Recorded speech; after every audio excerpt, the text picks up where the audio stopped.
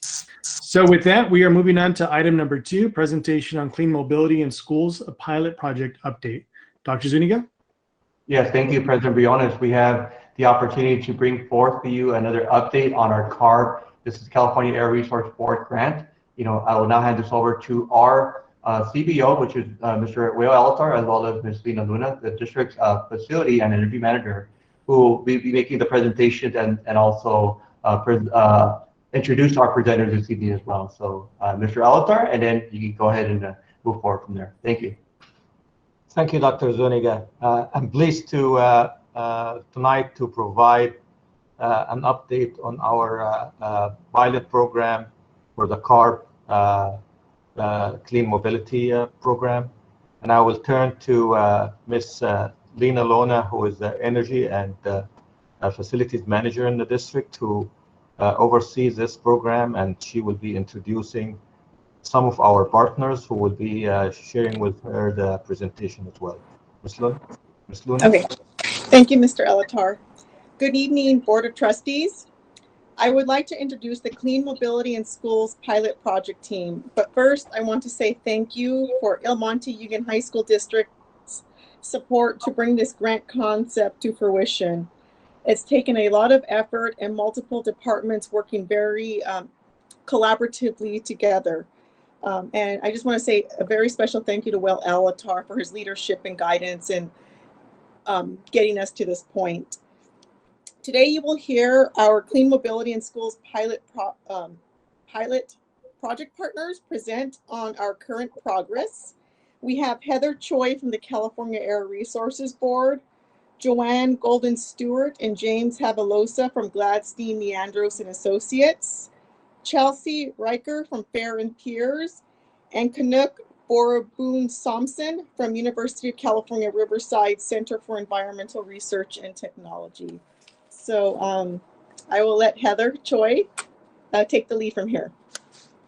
Okay, thanks, Lena. Good evening, Board of Trustees and awesome parent volunteers. Congratulations to, I'm definitely inspired to be more involved in my children's school.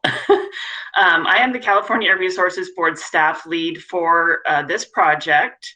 CARB, so I'll use acronyms because that's what we do around here.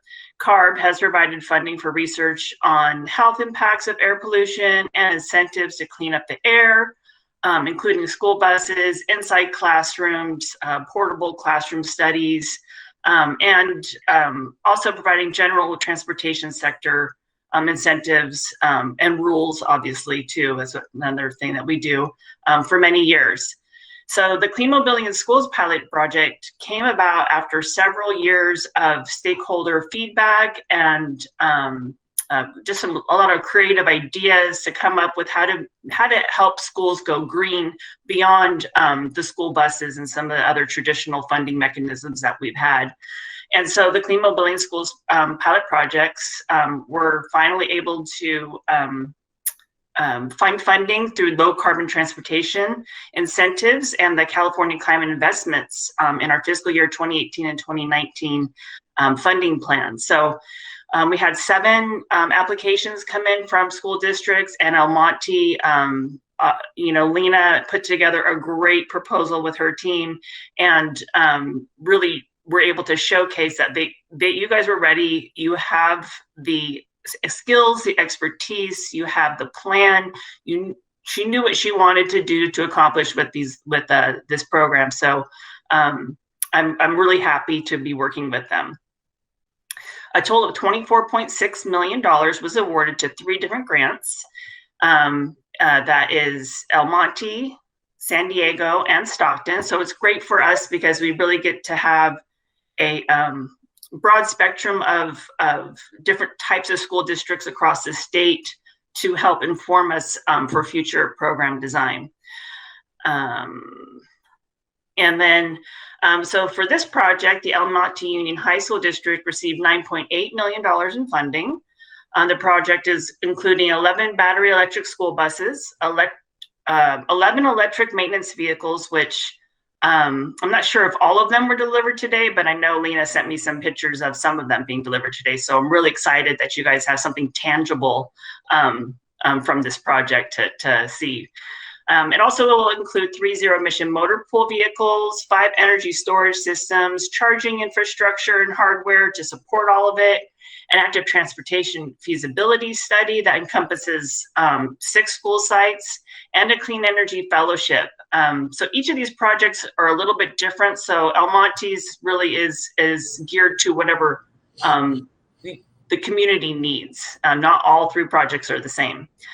You've got a great team working for you on this project from the district. Lena and Whale have kept up leading the fast pace of this grant. The project partners include, as Lena had just mentioned, Gladstein, Neandros, and Associates for project administration tasks, keeping the team on track and making sure that we hit all the mile marks, because we don't have a lot of time to really spend this money. So GNA is really helping with that. VMA Communications is awesome so far from my perspective. I think you guys have a really great communications team. We're also going to be hearing from UC Riverside for their data collection efforts, which is really important for these projects, because as for CARB to be able to continue to support these types of projects, we need to make sure through data and through analysis that our grant dollars are making a difference, and making the difference that we intend them to. So you'll also hear from San Gabriel Valley Conservation Corps for their Clean Energy Fellowship support, Fair and Piers, who's going to be here today talking about active transportation, A to Z bus sales, green lots for charging equipment, and NG for their storage, energy storage expertise. So I'm really excited to also see how there's a curriculum component that Dr. Wolf has been working with Lena really closely on, and Dr. Bristol. So I'm really excited to see how that turns out. And with that, I am going to go ahead and turn it over to GNA to carry on the rest of the presentation. But thank you all for inviting me to be here today. Thank you so much, Heather, and thank you for CARB's partnership on this project. My name is Joanne Golden. I'm Vice President of Programs over at Gladstein, Neandros, and Associates, a long name for GNA is our acronym. We are a clean transportation, clean energy consulting firm, and we were fortunate enough to work with the district on developing this grant application, and now we are fortunate enough to assist on implementing the project and really seeing it all come into fruition. This is really what we would call a marquee project. It is doing so many innovative activities over the next year to really transform emissions and mobility in the district. Already, all 11 of the electric school buses have been purchased, so nearly $4 million. And all 11 electric utility carts have also been purchased, and you're going to see some nice photo ops of those in a moment here. The buses, I'm glad to report, are already on their way, so we'll be very excited when those arrive. And can we go to the next slide, please? One of the really important items that we want to make sure is aware that the district really went above and beyond the Air Resources Board award and actually started leveraging other funds to really help augment what you've been awarded for the Air Resources Board. So this in particular included Southern California Edison's Charge Ready Transport program. That covered some of the hardware costs as well as most of the design and construction costs as well. This innovative application allowed the district to basically do even more with the CARB funding, which is fantastic. At this point, I am going to turn it over to my colleague, James Havalosa, who will cover a little bit more on what is underway with the grant. James? Thanks so much, Joanne. And thank you to the Board of Trustees and all the parents who are on the call for taking the time to let us present this project to you guys. And again, my name is James, and I'm a senior associate at GNA. You can go to the next slide. All right, so some of the upcoming projects components we have upcoming, as Heather said, we have a lot of different things going on. As previously mentioned, we have the pilot curriculum for a clean transportation, clean energy curriculum. And this proposed curriculum will leverage the district's dual enrollment program with Rio Hondo College via an entrepreneurial pathway where students will learn how to design and implement a business plan utilizing a solar-powered food truck. And we're hoping to get that up and running by the school year. And then as also Joanne mentioned, we have the installation of the bus charging stations upcoming very soon. And then the grant also funds more vehicles, specifically 3 passenger vehicles, which will be used for car sharing. And then finally, the battery energy storage systems at 5 high schools, which will already support the already installed solar panels at your guys' facilities. Next slide. And here we have some pictures from the maintenance vehicle cart deliveries from this morning. Yeah, thankfully we were able to squeeze these into the slides last minute, but you can see Lena and Willie there, and then also some of the vendors delivering the maintenance carts. Next slide.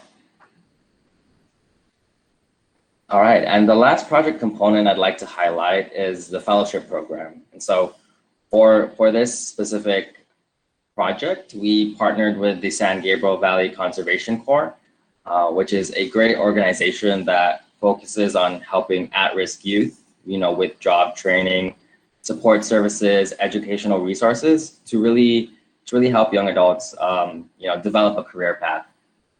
And our clean energy fellow, Wendy Sanchez, unfortunately, she wasn't able to make it to today's call, but she was actually a student at Mountain View High School, and so some synergy there. For the next year, she'll be shadowing site visits, receiving on-site job training related to construction management, and more on the in-office side, behind the desk, she's supporting project management, partnership management, grant reporting, and then finally, she's actually, concurrently with all that, she's undergoing a year-long research project, which will focus on air quality issues in the community and in general the San Gabriel Valley. And so that's something we really look forward to as well. And then there she is. You can see her headshot there, and that was like a site visit. I believe it was SCE when they were surveying the bus garage, I believe. Next slide. All right, and that's all I had today. Thanks so much again for taking the time to hear us out. And I'm going to hand it over to Chelsea at Fair and Peers to talk more about the active transportation components of the project. Chelsea, go ahead. Thanks so much, James, and nice to see everybody here tonight. Thank you for having me to speak. I'm going to talk about the active transportation plan component of this project, which is another form of clean mobility that complements the electrification of the school buses and the maintenance vehicles that you've just heard about. You can go to the next slide, please. So this component of the project really focuses on student mobility, how students and staff get to and from school. And the idea is to generate project ideas and improvements that would make it safer, more fun, more comfortable, and more desirable to walk, bike, and take other types of low emissions transportation to school. So really looking at a broader set of the trips and the emissions that are coming from the school or coming from the school activity related to the actual trips that students are taking to and from school. So we may include project ideas that address pickup and drop off traffic near the school, parking, circulation at school sites, and other key issues identified by each school community at the school level and also at the community level surrounding the school, so that there's a sort of comprehensive approach to understanding the school trip for students walking and biking. Next slide, please. So I'm going to show some example graphics that we've been working on for Rosemead High School, just as an example. As was mentioned before, this component of the project covers 6 school sites for the district, the 5 main high schools and Ledesma as well. So just as by way of example, you can see some of the diagrams that we're deriving for Rosemead High School. This shows the circulation patterns on the school campus, including the vehicle patterns and the parking, which are all those numbered lots there, as well as the pedestrian patterns coming onto campus. Those are the purple dotted lines coming in from the north entrance, the south entrance, and then the southeast corner of the school. And this is showing some of the areas where there's presently conflicts on site between vehicles arriving on campus or vehicles, circulating around the school. Maybe they're not necessarily affiliated with school travel, and the pedestrians and people that are walking to school. And a lot of this information was developed through conversation with Dr. Bristol, and we've done this for all of the schools that we're working with. Because of course this was very challenging last year. There wasn't anyone really attending the school location on site this year. So we had to get creative and think about ways to capture this information and document these patterns without being able to go out and do actual observations of pickup drop-off time and school circulation patterns. Next slide, please.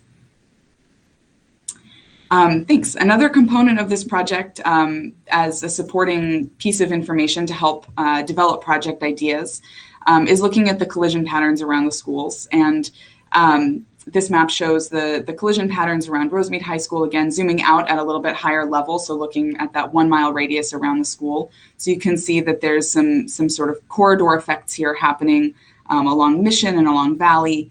And so this really helps us focus our attention on those key intersections that have maybe the largest safety concerns, and really contextualize this data-driven approach with information from schools, community, including parents, staff, and students. And you can go to the next slide. So from the school community, we've heard from a couple of different sources. We've presented at a number of the ELAC meetings, and it's great to see some of the same parents here tonight getting awards that I've met at those meetings.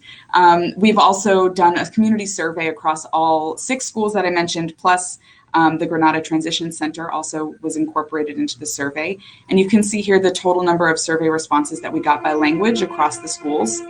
And across the roles. So we asked for folks to identify themselves as students, parents, or staff on the school site. So we have all of this information, a ton of information, over almost 1,000 responses to this survey, all about how students get to school and whether there are particular locations around the school that are concerning from a safety perspective, or have had close calls that might not be coming through the collision data analysis that we did, but help again to just focus our attention on key intersections, key corridors, where we might recommend projects that can really improve the conditions for students walking and biking to school. Next slide, please. So I just wanted to share one of the pieces of information that we've gotten from this survey. We have a ton of really incredible data coming from this survey that's going to really be so critical in guiding our work through the project development stage of the project.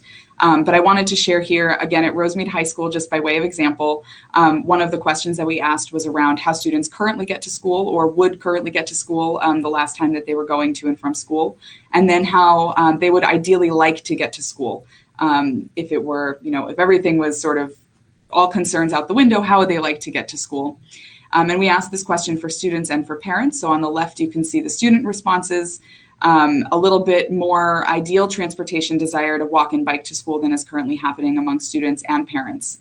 And then a lot of students who get dropped off currently would really prefer not to get dropped off and would prefer to either drive themselves or walk or bike or carpool or take public transit or take a school bus.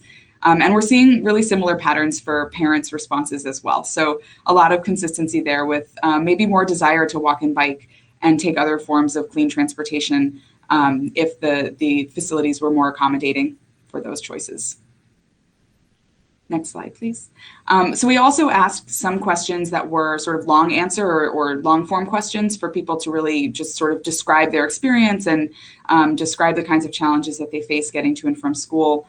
And so we wanted to highlight just a few of these example responses. There should be a signal of some kind in front of the school, especially during the morning drop-off. So that really helps focus our attention on things like circulation and pickup drop-off time period, and looking at maybe signalization of the driveways near schools. The speed of cars, that's a driver behavior condition. So looking at potentially education and city efforts that could be leveraged to help encourage vehicle drivers to slow down near the schools. And then sometimes those who drive don't respect pedestrian crossings. So that might point to opportunities to improve pedestrian crossing visibility, signage, crosswalks, and things like that really encourages drivers to respect that pedestrian crossing when there's someone using it. So again, just an example of how we're going to digest this information and really help to use it to shape our recommendations for this project. Next slide, please. So the next steps, we're working on developing project recommendations right now for all 6 of the school sites. And then after that development process, we're going to reconnect with city staff. As I mentioned, we've chatted with all of the school administrators as well as many of the parent groups on campus. So we're going to reconnect with those school administrators as well. And we've connected already, with city staff at a couple of the cities that surround the school sites. Because a lot of the project recommendations will be on city-owned property, not on school-owned property, but will really affect the ability of students to get to and from school. So we want to make sure that we're connecting with the city staff as well and hearing their perspective on some of the limitations or concerns about the projects we're recommending. And then finally, we'll be developing reports. So each school will have its own active transportation and school mobility report coming out of this process, and the district will have an executive summary that kind of wraps everything together and can use this work product to go after additional grant funding or continue conversations with the cities to help improve safety and transportation conditions for students walking and biking to school. And with that, I'll pass it to Canuck at UCR to talk about data collection.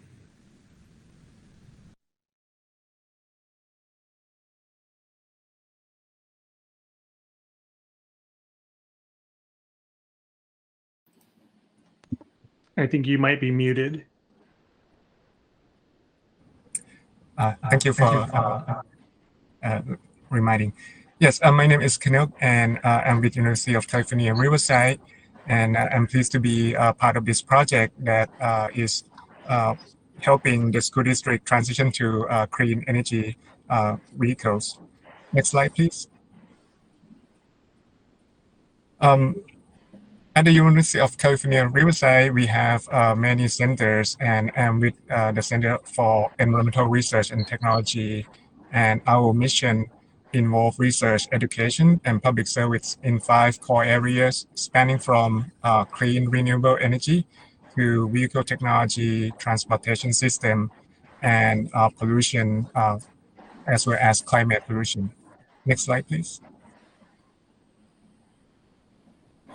Our role in this project is, again, to do data collection and reporting. And in terms of data collection, we will be collecting data from all the vehicles that will be acquired in this project. These include electric school buses, electric share use passenger vehicles, electric utility maintenance vehicles. And data collection will include not only vehicles, but also from charging infrastructure as well. Last but not least, we also want to understand user experience about their experience with the new advanced technology vehicles. Next slide, please. And in terms of data analysis and reporting, we will look at the vehicle usage and how it's being used throughout the district, and particularly pay attention to energy consumption from these vehicles. And that way, we will be able to evaluate the performance and associated costs of operating zero-emission vehicles as compared to the current vehicles. And we also look at data analysis of many other components of this project as well. Next slide, please. In terms of the current status, we have completed the data collection plan, which was approved in January of this year. And right now we are looking at many telematic providers in order to select one that will be the vendor for providing real-time EV telematics for the project. Next slide, please. And in terms of the next step, hopefully we'll be able to select the vendor in the next month or two, which will align with the timeline for the delivery of the vehicles. And after that, we will install the telematic device and start collecting data from these vehicles, as well as from the charging infrastructures when they are installed. Next slide, please. And I will turn over to Joanne from GNA. Thanks, Canuck. Joanne actually had to hop off, but I can go ahead and wrap up. But yeah, so that pretty much concludes our presentation. Thanks so much for letting us have some of your time this evening. And we invite you to visit the dedicated project website, which has more details about the specific project components, project partners, media outreach, and feel free to reach out if you have any questions. Thanks so much, and have a great evening, everyone. Thank you, Jay. Thank you all for your presentation. Before you leave, I'd like to open it up to the board for any questions. I'll start with Mr. Padilla. I would just like to say thank you to all of the folks for all the time invested, all your professionalism, all the data, for being inclusive of the different stakeholders in our school district. Just a job well done for an awesome cause in helping us transition into more creative energy. So kudos to the entire team. I'm very impressed. And I'm also very impressed of the CTE curriculum and being inclusive of our students and helping foster the next generation of leaders and stuff. So thank you so much. Thank you, Mr. Padilla. Mr. Diaz? Thank you, President Briones, and thank you all for your presentation. And a special thank you to Dr. Zuniga, Mr. Elatar, for bringing this to life, as well as Lena Luna, because I know when I brought this forward in August of 2019, it was a relatively short timeline to put all this together. So I really do appreciate your leadership and initiative on taking this on. I've been reading and keeping up with the articles that folks have been sharing about this project. And so I'm really happy to see all the progress that's occurred. In particular, the CTE pathway in partnership with Real Hondo, the 3-passenger vehicles, the battery storage, the workforce development, active transportation plans. I think when CARB, I don't know if CARB, intended to do all this, but I think, you all have hit it out of the park with respect to what's going on in El Monte Union School District. And I think that my colleagues and members of the public that are listening, I think that the El Monte Union School District has really positioned themselves in a manner to build resiliency centers, especially as communities become more vulnerable due to wildfire and power outages.